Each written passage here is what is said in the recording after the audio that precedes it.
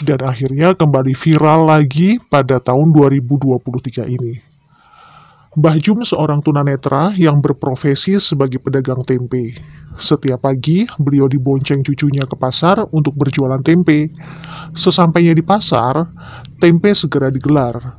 Sambil menunggu pembeli datang, di saat pedagang lain sibuk menghitung uang dan ngerumpi dengan sesama pedagang, Mbah Jum selalu bersenandung sholawat. Cucunya meninggalkan Mbah Jum sebentar karena ia juga bekerja sebagai kuli panggul di pasar itu. 2 jam kemudian, cucunya datang kembali untuk mengantar si mbahnya pulang ke rumah. Tidak sampai 2 jam, dagangan tempe Mbah Jum sudah habis ludes. Mbah Jum selalu pulang paling awal dibanding pedagang lainnya. Sebelum pulang, Mbah Jum selalu meminta cucunya menghitung uang hasil dagangannya dulu.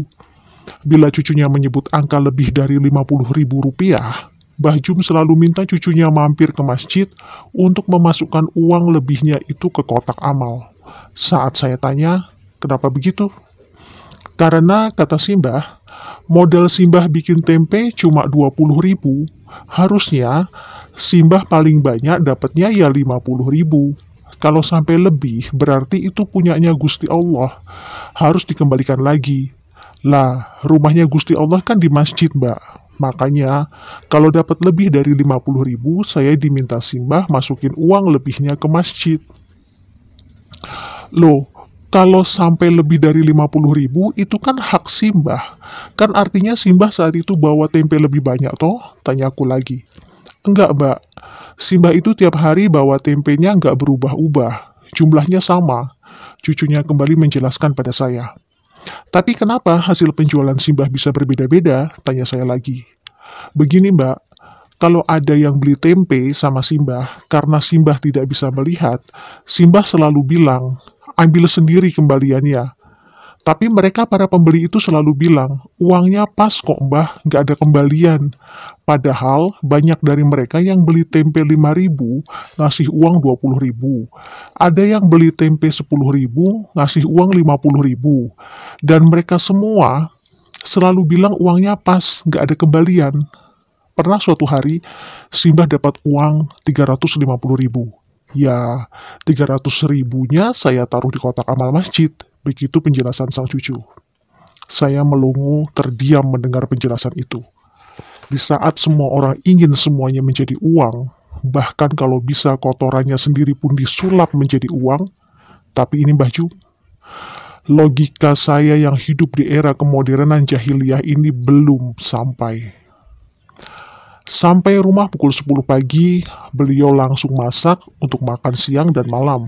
Ternyata Mbah Jum juga seorang tukang pijat bayi, begitulah orang di kampung itu menyebutnya. Jadi bila ada anak-anak yang dikeluhkan demam, batuk, pilek, rewel, kejang, diare, muntah-muntah, dan lain-lain, biasanya orang tua mereka akan langsung mengantar ke rumah Mbah Jum. Bahkan bukan hanya untuk pijat bayi dan anak-anak, Mbah Jum juga bisa membantu pemulihan kesehatan bagi orang dewasa yang mengalami keseleo, memar, patah tulang, dan sejenisnya. Mbah Jum tidak pernah memberikan tarif untuk jasanya itu, padahal beliau bersedia diganggu 24 jam bila ada yang butuh pertolongannya.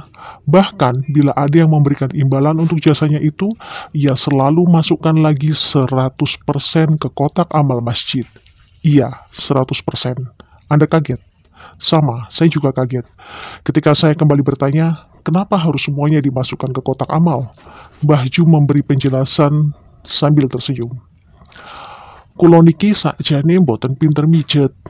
Nek wonten sing seger waras mergo dipijet kalih kulo, niku sanes kulo sing damel seger waras. Niku kersane Gusti Allah. Lah dadose mbayare mboten kalih kulo, tapi kalih Gusti Allah.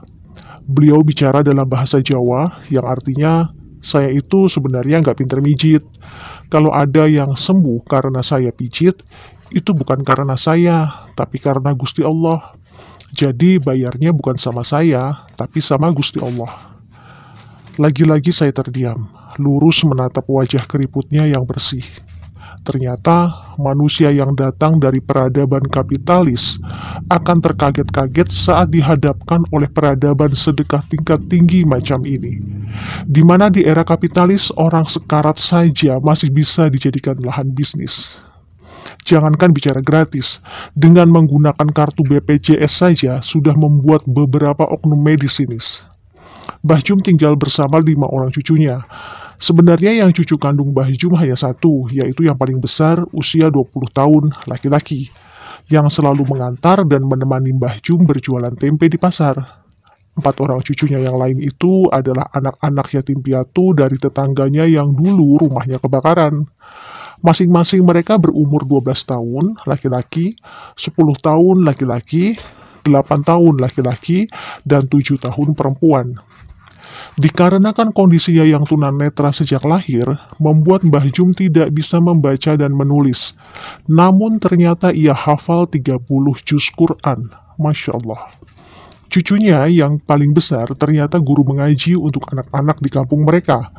Keempat orang cucu-cucu angkatnya ternyata semuanya sudah khatam Quran. Bahkan 2 di antaranya sudah ada yang hafal 6 juz dan 2 juz.